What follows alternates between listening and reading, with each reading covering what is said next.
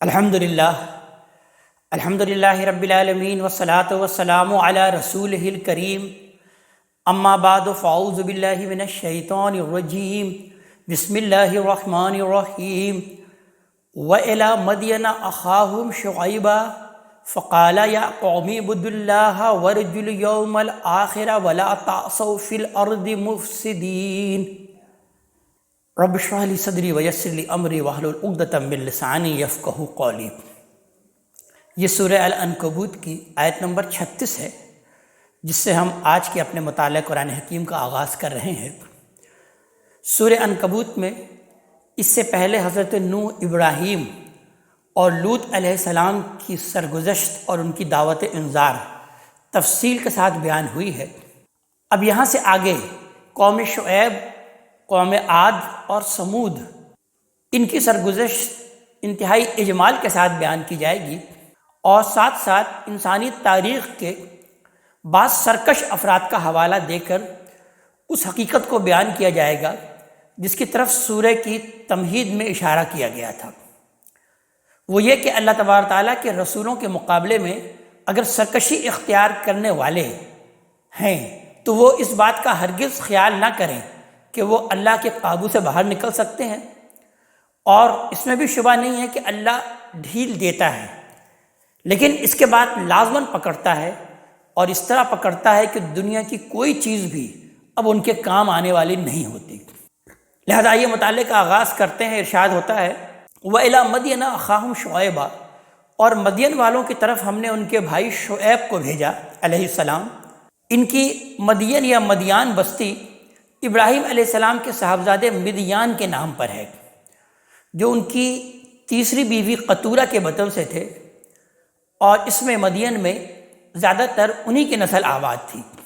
اس کا اصل علاقہ حجاز کے شمال مغرب پر واقع تھا، مگر اس کا کچھ سلسلہ جزیرہ نما سینا کے مشرقی ساحل پر بھی پھیلا ہوا تھا، اور اس زمانے کی دو بڑی تجارتی شاہراہیں اسی علاقے سے گزرتی تھیں۔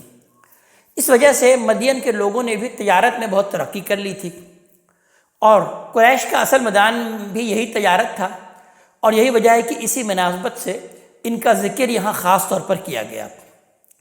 فقال یا قوم اعبدوا اللہ، پھر حضرت شعیب علیہ السلام نے دعوت دی کہ اے میری قوم کے لوگوں، اللہ کی بندگی اختیار کرو، ورجوا الیوم الآخر، اور روز آخرت کے منتظر رہو، ولا تعصوا فی الارض مفسدین، اور زمین میں فساد نہ پھیلاتے پھرو۔ فکذبوہ فاخذتہم الرجفہ، پھر انہوں نے اسے جھٹلا دیا، یعنی قوم شعیب نے، مدین والوں نے حضرت شعیب علیہ السلام کو جھٹلایا، تو آخر کار ایک زلزلے نے انہیں آ پکڑا۔ فاصبحوا فی دارہم جاثمین، پھر وہ اپنے گھروں میں اوندھے پڑے رہ گئے۔ اور اسی طرح وعاد و سمود، اور عاد اور سمود کو بھی ہم نے اسی طرح ہلاک کر دیا۔ عاد ہم جانتے ہیں کہ عرب کی قدیم ترین قوم ہے، یہ سامی نسل سے تعلق رکھتے تھے یہ لوگ۔ ان کا مسکن احقاف کا علاقہ تھا، جو حجاز، یمن اور یمامہ کے درمیان الرابع الخالی کے جنوب مغرب میں واقع ہے۔ عرب کے لٹریچر میں یہ اپنی قدامت کے لیے بھی ضرب المثل ہیں، اور اپنی قوت اور شوکت کے لیے بھی۔ سمود انہی کے بقایا میں سے ہیں، اسی بنا پر انہیں عاد ثانی بھی کہا جاتا ہے سمود کو۔ عرب کی قدیم اقوام میں سے یہ دوسری قوم ہے جس نے عاد کے بعد غیر معمولی شہرت حاصل کی۔ ان کا مسکن شمال مغرب کا وہ علاقہ تھا جس سے الحجر کہا جاتا ہے۔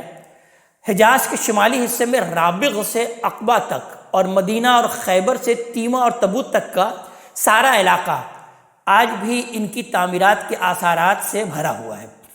لہذا ارشاد ہوتا ہے وَقَدْ تَبَيَّنَ لَكُم مِّن مَّسَاكِنِهِمْ، ان کی بستیوں کے آثار بھی تم پر کھلے ہوئے ہیں، یعنی تم پر مخفی نہیں ہے۔ اپنی تجارتی سفروں میں تم ان کے کھنڈروں پر سے گزرتے ہو، جو آج بھی ان کی سرگزشت زبان حال سے تمہیں سناتے ہیں۔ وَزَيَّنَ لَهُمُ الشَّيْطَانُ أَعْمَالَهُمْ، ان کے اعمال شیطان نے ان کے لیے خوشنما بنا دیے تھے۔ فَصَدَّهُمْ عَنِ السَّبِيلِ، اور انہیں راہ راست سے روک دیا۔ وَكَانُوا مُسْتَبْصِرِينَ، حالانکہ وہ بڑے ہی ہوشیار لوگ تھے، یعنی دنیاوی معاملات میں بڑے ماہر، اور علم اور فن میں بڑے زیرک اور چالاک تھے۔ وَقَارُونَ وَفِرْعَوْنَ وَحَامَانَ، اور اسی طرح قارون اور فرعون اور حامان کو بھی ہلاک کر دیا۔ یہ تاریخ کے بعض نمایاں تکبر کرنے والوں کا ذکر کیا اللہ تبارک تعالیٰ نے، تاکہ قریش کے ابو جہل اور ابو لہب بھی اپنی صورتیں اس آئینے میں دیکھ لیں، اور یہ بھی دیکھ لیں کہ رسولوں کی طرف سے اتمام حجت کے بعد ایسے تکبر کرنے والوں کا کیا انجام ہوا کرتا ہے۔ وَلَقَدْ جَاءَهُم مُوسَىٰ بِالْبَيِّنَاتِ، موسیٰ علیہ السلام ان کے پاس کھلی کھلی نشانی لے کر آ گئے تھے۔ فَاسْتَكْبَرُوا فِي الْأَرْضِ، تو انہوں نے بھی زمین میں گھمنڈ کیا۔ وَمَا كَانُوا سَابِقِينَ، اور وہ بھی ہم سے کہیں بھاگ کر نہیں جا سکے۔ فَكُلًّا أَخَذْنَا بِذَنبِهِ، سو ان میں سے ہر ایک کو ہم نے اس کے گناہ کے پاداش میں پکڑا۔ فَمِنْهُم مَّنْ أَرْسَلْنَا عَلَيْهِ حَاصِبًا، اور پھر ان میں سے کوئی تھا کہ اس پر ہم نے پتھراؤ کرنے والی ہوا بھیج دی، جیسے قوم لوط پر۔ وَمِنْهُم مَّنْ أَخَذَتْهُ الصَّيْحَةُ، اور کوئی تھا کہ اس کو کڑک نے آ لیا، جیسے قوم عاد، قوم سمود اور یہ مدین کے لوگ۔ وَمِنْهُم مَّنْ خَسَفْنَا بِهِ، اور ان میں سے کوئی تھا کہ اسے ہم نے زمین میں دھسا دیا، جیسے قارون۔ وَمِنْهُم مَّنْ أَغْرَقْنَا، اور کوئی تھا کہ اس کو ہم نے غرق کر دیا، جیسے فرعون اور حامان۔ وَمَا كَانَ اللَّهُ لِيَظْلِمَهُمْ، حقیقت یہ ہے کہ اللہ ان پر ظلم کرنے والا نہیں تھا۔ وَلَكِنْ كَانُوا أَنفُسَهُمْ يَظْلِمُونَ، بلکہ وہ خود ہی اپنی جانوں پر ظلم ڈھانے والے تھے۔ یعنی یہ جو ہم نے ان کو ہلاک کیا، یہ کوئی اللہ کا ظلم نہیں تھا، یہ تمام سرگزشتیں اللہ کے ظلم کی کوئی داستانیں بیان نہیں کر رہی، بلکہ اس کی انصاف کی داستان کو بیان کر رہی ہیں۔ لہذا متنبہ ہو جاؤ کہ اس کے انصاف کا دن اب تمہارے لیے بھی آنے والا ہے۔ آگے آیت نمبر 41 میں بیان ہوتا ہے کہ مَثَلُ الَّذِينَ اتَّخَذُوا مِن دُونِ اللَّهِ أَوْلِيَاءَ، مثال ان لوگوں کی جنہوں نے اللہ کے سوا دوسرے کارساز بنا لیے ہیں۔ کَمَثَلِ الْعَنکَبوت، ان کی مثال مکڑی جیسی ہے۔ اتخذت بیتا، کہ اس نے ایک گھر بنایا۔ وَإِنَّا أَوْهَنَ الْبُيُوتِ لَبَيْتُ الْعَنکَبوت، اور اس میں کوئی شبہ نہیں ہے کہ سب گھروں میں بودا گھر، کمزور ترین گھر مکڑی کا ہی گھر ہوتا ہے۔ لَوْ كَانُوا يَعْلَمُونَ، اے کاش یہ لوگ جانتے، یعنی اس حقیقت کو جانتے کہ اللہ کے سوا جو سہارے یہ ڈھونڈتے ہیں وہ سب جھوٹے سہارے ہیں۔ رسولوں کی طرف سے اتمام حجت کے بعد اللہ کا فیصلہ جب بھی صادر ہوا ہے، یہ جھوٹے ثابت ہوئے، لہذا آخرت میں بھی اسی طرح جھوٹے ثابت ہوں گے۔ اپنے خیال میں جو قلعے انہوں نے بنا رکھے ہیں، ان کی حقیقت مکڑی کے جالے سے کچھ زیادہ نہیں ہے۔ ان اللہ یعلم ما یدعون من دونہ من شیء، اللہ کے سوا جن چیزوں کو بھی یہ پکارتے ہیں، حقیقت یہ ہے کہ اللہ انہیں اچھی طرح جانتا ہے۔ وَهُوَ الْعَزِيزُ الْحَكِيمُ، اور وہ زبردست ہے اور بڑی حکمت والا ہے۔ وَتِلْكَ الْأَمْثَالُ نَضْرِبُهَا لِلنَّاسِ، یہ مثالیں ہیں کہ ہم لوگوں کی فہمائش کے لیے بیان کرتے ہیں۔ وَمَا يَعْقِلُهَا إِلَّا الْعَالِمُونَ، مگر ان کو وہی سمجھتے ہیں جو علم والے ہیں، علم رکھنے والے ہیں۔ یعنی اس سے معلوم ہوا کہ قرآن کی اصطلاح میں اصل عالم وہی ہے جو انفس اور آفاق کی نشانیوں سے ان حقائق تک پہنچ جائیں جن تک ہر سلیم الفطرت انسان کو پہنچنا چاہیے۔ آگے ارشاد کرتے ہیں اللہ تبارک تعالیٰ کہ خلق اللہ السماوات والارض بالحق، زمین اور آسمان کو اللہ نے برحق پیدا کیا ہے۔ ان فی ذلک لآیۃ للمؤمنین، اس میں یقیناً بہت بڑی نشانی ہے ان لوگوں کے لیے جو ماننے والے ہوں۔ یہ دھیان نہیں دے رہے تو اے پیغمبر صلی اللہ علیہ وآلہ وسلم، آپ ان کی پرواہ مت کیجئے، آپ تو بس کیا کیجئے، آگے بیان ہو رہا ہے کہ اتلو ما اوحی الیک من الکتاب، آپ تو اس کتاب کو پڑھتے رہیں جو آپ کی طرف وحی کی گئی ہے، یعنی خود بھی پڑھتے رہیں اور دوسروں کو بھی پڑھ کر سناتے رہیں۔ واقیم الصلاۃ، اور نماز کا اہتمام رکھیں خاص طور پر، یعنی دین پر قائم رہنے اور دعوت کی جدوجہد میں صبر اور استقامت کے حصول کے لیے یہ ہدایت قرآن میں ہم نے دیکھا ہے کہ کئی جگہ کی گئی ہے کہ اس راہ کے سالکین جانتے ہیں کہ اس میں استقامت اللہ کی معیت سے ہی حاصل ہوتی ہے، اور نماز تو اللہ سے اس درجے قریب ہے کہ وہ دنیا میں گویا ہمارے لیے اللہ کے قائم مقام ہے۔ یہی وجہ ہے کہ سورہ علق کے بالکل آخر میں بیان ہوا کہ وسجد وقترب، سجدہ ریز ہو جاؤ اور اسی طرح میرے قریب ہو جاؤ۔ اس میں در حقیقت یہی حقیقت واضح فرمائی ہے کہ اللہ کی راہ میں جدوجہد کے لیے اللہ کی معیت اگر حاصل ہو سکتی ہے تو اس کی کتاب اور اس کے حضور میں نماز ہی سے حاصل ہو سکتی ہے۔ اس مقصد کے لیے سب سے زیادہ اہمیت دیکھا جائے تو عام نمازوں سے بڑھ کر قیام اللیل یعنی تہجد کی نماز ہے۔ لہذا نبی کریم صلی اللہ علیہ وسلم کو جب انذار عام کا حکم ہوا تو اللہ تعالیٰ نے فرمایا کہ اس قول ثقیل، وہ بھاری بوجھ ہم تم پر ڈالنے والے ہیں، انا سنلقی علیک قولا ثقیلا، اس کا تحمل اور اس کی ذمہ داریوں سے عہدہ برا ہونا اگر مقصود ہے تو رات کی نماز میں قرآن کی تلاوت کی جائے۔ سورہ مزمل میں بیان ہوتا ہے یا ایھا المزمل قم اللیل الا قلیلا اور زد علیہ ورتل القرآن ترتیلا، اور اس کے اندر قرآن کو ترتیل کے ساتھ پڑھا جائے، اس لیے کہ آگے ارشاد ہوا کہ ان الصلاۃ تنہی عن الفحشاء والمنکر، کہ اس میں بھی کچھ شک نہیں ہے کہ نماز بے حیائی اور برائی سے روکتی ہے۔ یعنی نماز ایک وائس کا کام کرتی ہے، اور وائس کی طرح آدمی کو متنبع کرتی ہے کہ جذبات کے غلبے، شہوات کی یورش اور خواہشوں کے ہجوم میں اسے یہ حقیقت فراموش نہیں کرنی چاہیے کہ ایک دن اللہ کو منہ دکھانا ہے اور اس کے روبرو کھڑا ہو کر اپنے اعمال کی جواب دہی کرنی ہے۔ اور پھر بیان ہوا کہ وَلَذِكْرُ اللَّهِ اکبر، یہ نماز کیا ہے؟ یہ اللہ کی یاد ہے، اور حقیقت یہ ہے کہ اللہ کی یاد سب سے بڑی شے ہے۔ مطلب یہ ہے کہ اسے کوئی معمولی بات نہ سمجھو، اللہ کی یاد فی الواقع بہت بڑی چیز ہے۔ اس سے انسان کے دل کو حقیقی طمانینت اور سکینت حاصل ہوتی ہے۔ سورہ رعد میں بیان فرمایا ہے کہ الا بذکر اللہ تطمئن القلوب، اچھی طرح سن لو کہ دلوں کو طمانینت اللہ کی یاد سے حاصل ہوتی ہے۔ آگے ارشاد ہوا کہ واللہ یعلم ما تصنعون، اللہ جانتا ہے جو کچھ تم لوگ کرتے ہو، تمہارے ہر عمل سے واقف ہے۔ یعنی تم اسی اللہ تعالیٰ ہی پر بھروسہ رکھو، اس لیے کہ اللہ جانتا ہے جو تم لوگ کرتے ہو۔ اور وَلَا تُجَادِلُوا أَهْلَ الْكِتَابِ إِلَّا بِالَّتِي هِيَ أَحْسَنُ، اور اہل کتاب اس دعوت کی طرف اگر متوجہ ہوں تو ان کے ساتھ اسی طریقے سے بحث کرو جو سب سے بہتر ہو۔ اور سب سے بہتر کیا بات ہے اس کی وضاحت آگے کر دی گئی کہ پہلے ان چیزوں کو پیش کیا جائے جو تمہارے اور ان کے درمیان مشترک ہیں، اس کے بعد انہیں شائستہ اور مہذب زبان معقول دلائل کے ساتھ اور افہام اور تفہیم کی اسپرٹ کے ساتھ پیش کیا جائے۔ تمہارا کلام حکیمانہ کلام ہونا چاہیے، نہ کہ مناظرانہ، اس لیے کہ بحث اور گفتگو کا یہی طریقہ ہے جس سے کسی کی انانیت کو ٹھیس نہیں لگتی، اور مخاطب سلیم الطبع ہو تو بات پر غور کرنے کے لیے بھی وہ تیار ہو جاتا ہے۔ آگے بیان ہوا، استثناء بیان ہوا کہ الا الذین ظلموا منہم، سوائے ان لوگوں کے جو ان میں ظالم ہیں، یعنی شریر، کج بحث اور مناظرہ باز ہیں، ان کے ساتھ کسی بحث کی ضرورت نہیں۔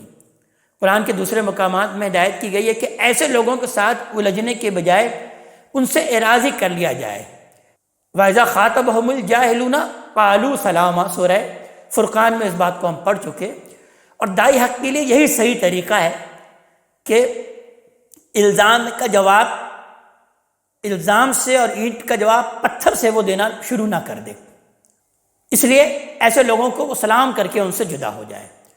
وَقُولُوا آمَنَّا بِالَّذِي أُنزِلَ عَلَيْنَا، تم انہیں بتاؤ، یعنی لوگوں کو مخاطب کر کے اللہ تعالیٰ مسلمانوں کو مخاطب کر کے اس بات کو بیان کر رہے ہیں کہ انہیں بتاؤ کہ ہم اسے بھی مانتے ہیں جو ہماری طرف نازل کیا گیا، وَأُنزِلَ عَلَيْكُمْ، اور اسے بھی جو تمہاری طرف نازل کیا گیا۔ مطلب یہ ہے کہ ہم کسی تعصب میں مبتلا نہیں ہیں کہ ہم صرف اسی بات کو مانیں گے جو ہماری طرف نازل کیا گیا۔ ہم نے حق کو حق کی حیثیت سے دیکھا ہے اور اسے جہاں پایا ہے اس کی تصدیق کر دی ہے۔ ہماری کتاب اور تمہاری کتابوں میں اصل کے لحاظ سے کوئی فرق نہیں، ان سب کا سورس ایک ہی ہے اور وہ ایک ہی دین کی دعوت دیتی ہے۔ لہذا تم بھی اگر تعصبات سے بالا تر ہو کر غور کرو گے تو ہماری طرح یہی کہو گے کہ ہم اسے بھی مانتے ہیں جو ہماری طرف نازل کیا گیا تھا اور اسے بھی جو اب تمہاری طرف نازل کیا گیا ہے۔ وَإِلَٰهُنَا وَإِلَٰهُكُمْ وَاحِدٌ، ہمارا معبود اور تمہارا معبود تو ایک ہی ہے، وَنَحْنُ لَهُ مُسْلِمُونَ، اور ہم اسی کے فرما بردار ہیں۔ یعنی معبود ایک ہی ہے، لہٰذا ہم تمہیں کسی دوسرے خدا کو ماننے کی دعوت نہیں دے رہے، بلکہ صرف یہ کہہ رہے ہیں کہ جس طرح ہم نے اس خدا پر ایمان اور اس کے اطاعت کے باب میں بالکل یکسو ہو کر اپنے آپ کو اس کے حوالے کر دیا ہے، تم بھی اسی طرح ان سب باتوں کو چھوڑ کر جو اس کی توحید کے منافی ہیں تنہا اسی اللہ تبارک تعالیٰ کے فرما بردار بن جاؤ۔ وَكَذَلِكَ أَنزَلْنَا إِلَيْكَ الْكِتَابَ، ہم نے اے پیغمبر صلی اللہ علیہ وسلم، نبی کریم صلی اللہ علیہ وسلم سے مخاطب کر کے اللہ تبارک تعالیٰ بیان فرما رہے ہیں کہ اسی طرح یہ کتاب آپ کی طرف اتاری ہے، یعنی اسی اصول پر اتاری ہے کہ اللہ کا دین ہمیشہ سے ایک ہی رہا ہے، تمام کتابیں اسی دین کی دعوت پیش کرتی ہیں اور اس میں ایک ہی خدا پر ایمان اور اس کی عبادت اور اطاعت کا تقاضا کیا گیا ہے۔ فالذین آتیناہم الکتاب، سو جن کو ہم نے اس سے پہلے کتاب سے نوازا ہے، اس سے مراد عام اہل کتاب نہیں ہے بلکہ ان کے اندر کے وہ لوگ ہیں جو اس سے پہلے بھی اپنے کتابوں کی تعلیمات پر پوری سچائی کے ساتھ قائم تھے۔ الذین آتیناہم الکتاب کے الفاظ میں قرآن میں عام طور پر انہی لوگوں کا ذکر ہوتا ہے۔ یؤمنون بہ، وہ اس پر ایمان لائیں گے۔ ومن ہؤلاء من یؤمن بہ، اور ان میں سے بعض اس پر ایمان لا بھی رہے ہیں۔ وما یجحد بآیاتنا الا الکافرون، اور ہماری آیتوں کا انکار تو وہی کرتے ہیں جو کافر ہیں، یعنی انکار کا فیصلہ کر بیٹھے ہیں۔ وما کنت تتلو من قبلہ من کتاب، آپ ان سے پہلے نہ کوئی کتاب پڑھتے تھے۔ ولا تخطہ بیمینک، اور نہ اس کو اپنے ہاتھ سے لکھتے تھے۔ اذا لارتاب المبطلون، اگر ایسا ہوتا تو یہ جھٹلانے والے البتہ شک میں پڑ سکتے تھے۔ یعنی قرآن حکیم یہ دلیل دیتا ہے بار بار کہ اس سے پہلے تو آپ کچھ پڑھتے نہیں تھے نہ لکھتے تھے، پھر آپ یہ کتاب کیسے پیش کر رہے ہیں؟ اللہ تعالیٰ بیان فرما رہے ہیں بل ہوا آیات بینات، نہیں بلکہ اس میں شک کی گنجائش نہیں ہے، یہ قرآن تو کھلی ہوئی آیتیں ہیں۔ فی صدور الذین اوتوا العلم، ان لوگوں کے سینوں میں جنہیں علم عطا ہوا ہے، یعنی جن کے پاس حقیقی علم ہے، ان کے لیے تو یہ قرآن ایک جانی پہچانی چیز ہے، اس لیے کہ جو کچھ یہ بیان کر رہا ہے یہ قرآن، یہ اسی وضاحت کے ساتھ ان کے سینوں میں پہلے سے موجود ہے۔ وہ اس کتاب کو نہیں پڑھ رہے، وہ تو در حقیقت اپنے دلوں کے الواح پر لکھی ہوئی اللہ کی آیتیں پڑھ رہے ہیں، جو اس سے پہلے وہ کبھی کتاب فطرت میں اور کبھی تورات، زبور اور انجیل میں پڑھتے رہے ہیں۔ وما یجحد بآیاتنا الا الظالمون، اور ہماری آیتوں کا انکار تو وہی کرتے ہیں جو اپنے جانوں پر ظلم ڈھانے والے ہیں۔ اس سے مراد وہی بدبخت ہیں جن کے بارے میں فرمایا ہے کہ ان سے کسی بحث کی ضرورت نہیں، ان کو تو سلام کر کے ان سے جدا ہو جایا جائے، ان کا مرض تو اب لا علاج ہو چکا ہے۔ آگے آیت نمبر 50 میں ارشاد ہوتا ہے کہ وَقَالُوا لَوْلَا أُنزِلَ عَلَيْهِ آیَةٌ مِّن رَبِّهِ، یہ ظالم کہتے ہیں کہ ان کے رب کی طرف سے ان پر نشانیاں کیوں نہیں اتاری گئی۔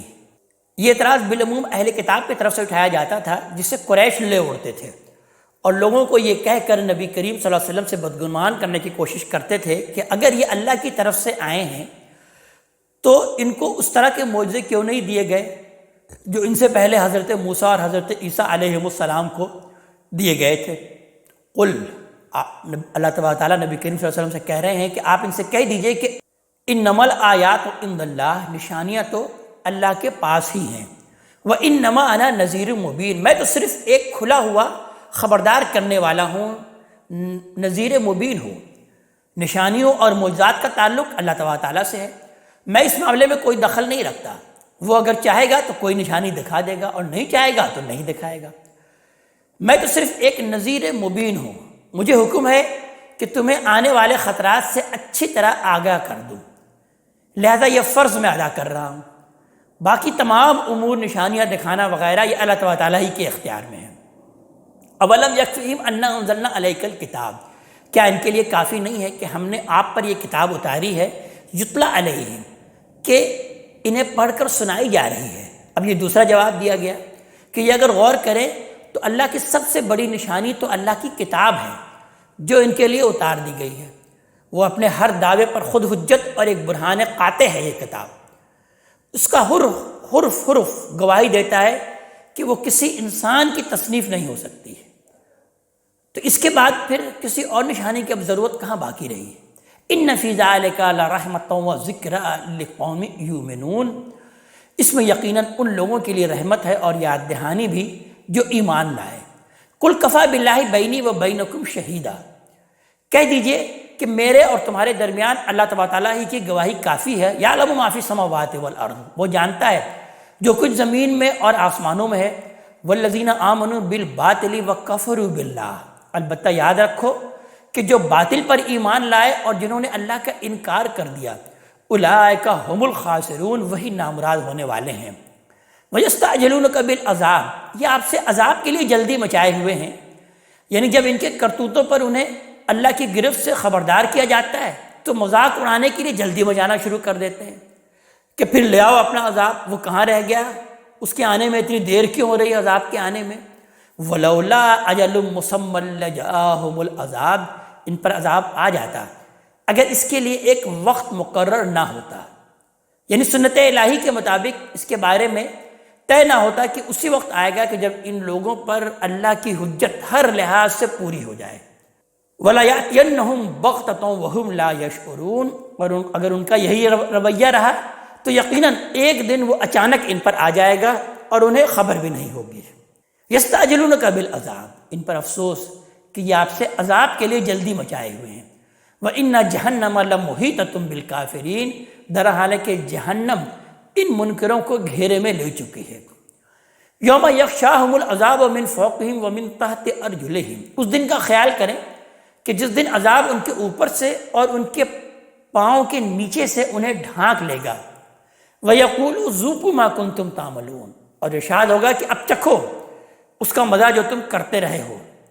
یا عبادی الذین آمنوا، اللہ تعالیٰ اہل ایمان کو خطاب کر کے بیان فرما رہے ہیں کہ میرے بندو جو ایمان لائے ہو، کہ تم پر ظلم و ستم سے باز نہیں آ رہے، تو پھر یہ ہے کہ ہجرت کر کے اب یہاں سے نکل جاؤ، اس لیے کہ ان ارضی واسعہ، میری زمین بے شک بہت وسیع ہے۔ فَإِيَّايَ فَاعْبُدُونِ، لہٰذا جہاں رہ کر بن پڑے تم میری ہی بندگی کرو۔ بندہ مومن کے لیے کسی جگہ اپنے رب کی عبادت پر قائم رہنا جوکھم کا کام بن جائے، یہاں تک کہ اپنے دین کو ظاہر کرنا ہی ممکن نہ رہے، تو ہجرت ایمان کا تقاضا بن جاتی ہے، خواہ اس کے لیے اپنا گھر بار اور مال اور اسباب سب چھوڑنا پڑے۔ قرآن نے دوسری جگہ واضح کر دیا ہے کہ اس کی بجائے انسان اگر غیر اللہ کی بندگی گوارا کر لے تو یہ ایمان کھو کر اللہ کے حضور آنا ہے، جس کا انجام جہنم ہے۔ آگے پھر ارشاد ہوتا ہے، اللہ تعالیٰ بیان فرما رہا ہے کہ یہ دنیا کوئی ہمیشہ کے لیے نہیں ہے، اس لیے کل نفس ذائقۃ الموت، یہاں تو ہر جان کو موت کا مزہ چکھنا ہے۔ ثم الینا ترجعون، پھر تم ہماری طرف لوٹائے جاؤ گے۔ والذین آمنوا وعملوا الصالحات، اور جو ایمان لائے اور انہوں نے نیک عمل کیے ہیں، لنبوئنہم من الجنۃ غرفا، انہیں ہم ضرور جنت کے بالا خانوں میں جگہ دیں گے، تجری من تحت الانہار، جن کے نیچے نہریں بہہ رہی ہوں گی، خالدین فیہا، وہ ان میں ہمیشہ رہیں گے۔ نعم اجر العاملین، اور کیا ہی اچھا صلہ ہے عمل کرنے والوں کے لیے۔ الذین صبروا وعلی ربہم یتوکلون، جنہوں نے صبر کیا اور ہر حال میں اپنے ربی پر بھروسہ کرتے رہے۔ تو یہ خیال نہ کریں کہ یہاں سے نکلے تو پھر کھائیں گے کہاں سے۔ اللہ تعالیٰ پھر آگے اس کی وضاحت بیان فرما رہے ہیں ہجرت کرنے والوں کو ترغیب دینے کے لیے کہ وَكَأَيٍّ مِّن دَابَّةٍ لَا تَحْمِلُ رِزْقَهَا، کتنے جانور ہیں جو اپنی روزی اٹھائے نہیں پھرتے۔ اللہ یرزقها وإیاکم، اللہ ہی ہے ان کو روزی دیتا ہے اور تمہیں بھی وہی دے گا۔ وَهُوَ السَّمِيعُ الْعَلِيمُ، اور وہ سمیع بھی ہے اور علیم بھی ہے۔ مطلب یہ ہے کہ اللہ کی زمین بھی وسیع ہے اور اس کا دسترخوان بھی وسیع ہے، پھر وہ سمیع اور علیم ہے، تمہاری ہر فریاد اس تک پہنچے گی اور تمہاری کوئی پریشانی اس سے چھپی نہیں رہے گی۔ اس لیے اگر اس پر ایمان کا تقاضا ہے کہ اپنا وطن اور اپنے اموال اور جائیداد سب چھوڑ کر نکل جاؤ، تو بغیر کسی تردد کے ہاتھ جھاڑ کر اٹھ کھڑے ہو، اور یہ مت سوچو کہ آگے کیا کھاؤ گے اور کیا پہنو گے۔ اپنے رب پر بھروسہ رکھو، وہی تمہیں کھلائے گا اور وہی تمہیں پہنائے گا۔ سیدنا مسیح علیہ السلام نے بھی اپنے حواریوں سے ٹھیک یہی بات فرمائی تھی۔ ان کا ارشاد متی کی انجیل میں بیان ہوتا ہے، اس کے چیپٹر نمبر 5 کے ورس نمبر 25 سے 34 میں بیان ہوتا ہے کہ تم خدا اور دولت دونوں کی خدمت نہیں کر سکتے، اس لیے میں تم سے کہتا ہوں کہ اپنے جان کی فکر نہ کرنا کہ ہم کیا کھائیں گے یا کیا پئیں گے، اور نہ اپنے بدن کی کہ کیا پہنیں گے۔ کیا جان خوراک سے اور بدن پوشاک سے بڑھ کر نہیں؟ ہوا کے پرندوں کو دیکھو کہ نہ بوتے ہیں نہ کاٹتے ہیں، نہ کوٹھیوں میں جمع کرتے ہیں، تو بھی تمہارے آسمانی باپ ان کو کھلاتا ہے۔ کیا تم ان سے زیادہ قدر نہیں رکھتے؟ تم میں ایسا کون ہے جو فکر کر کے اپنی عمر میں ایک گھڑی بھی بڑھا سکے؟ اور پوشاک کے لیے کیوں فکر کرتے ہو؟ جنگلی سوسن کے درختوں کو غور سے دیکھو کہ وہ کس طرح بڑھتے ہیں، وہ نہ محنت کرتے ہیں نہ کاٹتے ہیں۔ تو بھی میں تم سے کہتا ہوں کہ سلیمان بھی باوجود اپنی ساری شان و شوکت کے ان میں سے کسی کی مانند ملبس نہ تھا۔ پس جب خدا میدان کی گھاس کو جو آج ہے کل تنور میں جھونکی جائے گی ایسے پوشاک پہناتا ہے تو اے کم اعتقادو تم کو کیوں نہ پہنائے گا؟ اس لیے فکر مند ہو کر یہ نہ کہو کہ ہم کیا کھائیں گے یا کیا پئیں گے یا کیا پہنیں گے، کیونکہ ان سب چیزوں کی تلاش میں غیر قومیں رہتی ہیں، اور تمہارا آسمانی باپ جانتا ہے کہ تم ان سب چیزوں کے محتاج ہو، بلکہ تم پہلے اس کی بادشاہی اور اس کی راست بازی کی تلاش کرو تو یہ سب چیزیں بھی تم کو مل جائیں گی۔ بس کل کے لیے فکر نہ کرو، کیونکہ کل کا دن اپنے لیے آپ فکر کر لے گا، آج کے لیے آج ہی کا دکھ کافی ہے۔ آگے اللہ تبارک تعالیٰ ارشاد فرماتے ہیں آیت نمبر 61 میں کہ وَلَئِن سَأَلْتُهُم مَّنْ خَلَقَ السَّمَاوَاتِ وَالْأَرْضَ، اگر تم ان سے پوچھو کہ زمین اور آسمانوں کو کس نے پیدا کیا، وَسَخَّرَ الشَّمْسَ وَالْقَمَرَ، اور سورج اور چاند کو کس نے مسخر کر رکھا ہے، لَيَقُولُنَّ اللَّهُ، تو ضرور کہیں گے کہ اللہ نے۔ فَأَنَّىٰ يُؤْفَكُونَ، پھر کہاں سے اوندھے ہو جاتے ہیں۔ اللہ یبسط الرزق لمن یشاء من عبادہ، اللہ ہی اپنے بندوں میں سے جس کا رزق چاہتا ہے کشادہ کرتا ہے، وَيَقْدِرُ لَهُ، اور جس کا چاہتا ہے تنگ کر دیتا ہے۔ ان اللہ بکل شیء علیم، بے شک اللہ تبارک تعالیٰ تو ہر چیز کا جاننے والا ہے۔ وَلَئِن سَأَلْتُم مَّن نَّزَلَ مِنَ السَّمَاءِ مَاءً، اور اگر تم ان سے پوچھو کہ آسمان سے کس نے پانی نازل کیا ہے، فَأَحْيَا بِهِ الْأَرْضَ مِن بَعْدِ مَوْتِهَا، پھر اس سے زمین کو اس کے مردہ ہو چکنے کے بعد زندہ کر دیا، لَيَقُولُنَّ اللَّهُ، تو ضرور کہیں گے کہ اللہ نے۔ قُلِ الْحَمْدُ لِلَّهِ، کہو کہ کل شکر اور ثنا کا سزاوار بھی اللہ تبارک تعالیٰ ہی ہے۔ مطلب یہ ہے کہ جب ہر چیز کا خالق اللہ ہے اور ہر چیز اسی کے حکم کی پابند ہے اور تمام نعمتیں بھی اسی کی بخشی ہوئی ہیں، تو پھر شکر کے حقدار اور دوسرے کس طرح ہو سکتے ہیں کہ اور دوسروں کی عبادت اور اطاعت کی جائے۔ لہذا آگے ارشاد ہو رہا ہے کہ بل اکثرهم لا یعقلون، لیکن ان میں سے اکثر سمجھتے نہیں، عقل سے کام نہیں لیتے۔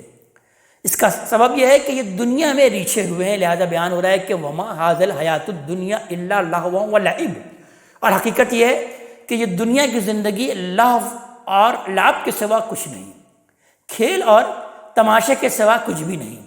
ان الدار الآخرۃ لہی الحیوان، اصل زندگی کا گھر تو آخرت کا گھر ہے، لو کانوا یعلمون، اگر یہ جانتے، یعنی آخرت کے مقابلے میں اس کی ہر چیز عارضی اور ایک محدود مدت کے لیے ہے۔ انسان اس سے خالی ہاتھ اٹھتا ہے اور موت کے دروازے سے گزر کر دوسری دنیا میں پہنچ جاتا ہے۔ گویا وہی معاملہ ہے کہ بچے تھوڑی دیر کے لیے کھیلے کودے اور پھر اپنے اپنے گھروں کو سدھار جائیں۔ یہاں بڑے سے بڑا بادشاہ کو جو کچھ بھی میسر ہے اس کی حقیقت بھی اس سے زیادہ نہیں۔ پھر آگے اللہ تعالیٰ بیان فرما رہے ہیں کہ فَإِذَا رَكِبُوا فِي الْفُلْكِ، پھر جب کشتی میں سوار ہوتے ہیں اور طوفان میں گر جاتی ہے وہ کشتی، دعوا اللہ مخلصین لہ الدین، تو اپنی اطاعت کو اللہ کے لیے خالص کر کے اسی کو پکارتے ہیں۔ فلما نجاہم الی البر، پھر جب اللہ نجات دے کر انہیں خشکی کی طرف لے جاتا ہے، اذا ہم یشرکون، تو نجات پاتے ہی شرک کرنے لگ جاتے ہیں۔ لیکفروا بما آتیناہم، تاکہ ہم نے جو نعمت ان کو بخشی ہے اس کی وہ ناشکری کریں، وَلَيَتَمَتَّعُوا، اور دنیا کی اس زندگی سے چند دن اور بہرہ مند ہو لیں گے، یعنی ہماری دی ہوئی مہلت سے تھوڑا فائدہ اٹھا لیں۔ فَسَوْفَ يَعْلَمُونَ، اس کا انجام کیا ہے اب آگے وہ جان لیں گے۔ اولم یروا انا جعلنا حرما آمنا، کیا انہوں نے دیکھا نہیں کہ ہم نے ایک مامون حرم بنایا، یعنی یہ شہر مکہ، جس میں یہ چین سے زندگی بسر کر رہے ہیں۔ وَيَتَخَطَّفُ النَّاسُ مِنْ حَوْلِهِمْ، درا حال ہے کہ ان کے گرد و پیش کے لوگ، ان کے ارد گرد کے لوگ اچک لیے جاتے ہیں۔ أَفَبِالْبَاطِلِ يُؤْمِنُونَ، کیا پھر بھی یہ باطل ہی کو مانتے ہیں؟ وَبِنِعْمَتِ اللَّهِ يَكْفُرُونَ، اور اللہ کی اس نعمت کی ناشکری کرتے ہیں۔ وَمَنْ أَظْلَمُ مِمَّنِ افْتَرَىٰ عَلَى اللَّهِ كَذِبًا، اس سے بڑھ کر ظالم کون ہوگا جو اللہ پر جھوٹ باندھے، یعنی شرک کرے، أَوْ كَذَّبَ بِالْحَقِّ لَمَّا جَاءَهُ، یا حق کو جھٹلائے جبکہ وہ اس کے پاس آ چکا ہو۔ أَلَيْسَ فِي جَهَنَّمَ مَثْوًى لِلْكَافِرِينَ، تو کیا ایسے منکروں کا ٹھکانہ جہنم میں نہیں ہے؟ اب آخری آیت میں اللہ تبارک تعالیٰ نبی کریم صلی اللہ علیہ وآلہ وسلم کو بیان فرما رہے ہیں کہ آپ میرے بندوں کو جو مجھ پر ایمان لے کر آئے ہیں ان کو تو آپ بشارت دے دیجئے کس طریقے سے کہ وَالَّذِينَ جَاهَدُوا فِينَا، جو لوگ ہماری راہ میں جہاد کرتے ہیں، ہماری راہ میں مشقتیں جھیل رہے ہیں، جدوجہد کرتے ہیں، لَنَهْدِيَنَّهُمْ سُبُلَنَا، ان پر ہم اپنی راہیں ضرور کھولیں گے، یعنی ان کے لیے دین کی راہیں بھی کھولیں گی اور ان کی دنیا کی مشکلات بھی حل ہوں گی، اور آخرت میں بھی اللہ تبارک تعالیٰ ان کی رہنمائی صراط حمید کی طرف اللہ تبارک تعالیٰ ان کی رہنمائی فرما دے گا، یعنی وہ سیدھا جنت میں جائیں گے۔ اس لیے کہ وَإِنَّ اللَّهَ لَمَعَ الْمُحْسِنِينَ، اس لیے کہ اس میں کچھ شک نہیں ہے کہ اللہ ان کے ساتھ ہے جو احسان کی روش اختیار کرنے والے ہیں، جو خوبی سے عمل کرنے والے ہیں۔ اس آیت پر یہ صورت مبارکہ اپنے اختتام کو پہنچتی ہے۔ اللہ تبارک تعالیٰ ہمیں اپنے کلام کا فہم عطا فرمائے اور عمل کی توفیق عطا فرمائے۔ اقول قولی ھذا واستغفر اللہ لی ولکم ولسائر المسلمین والمسلمات۔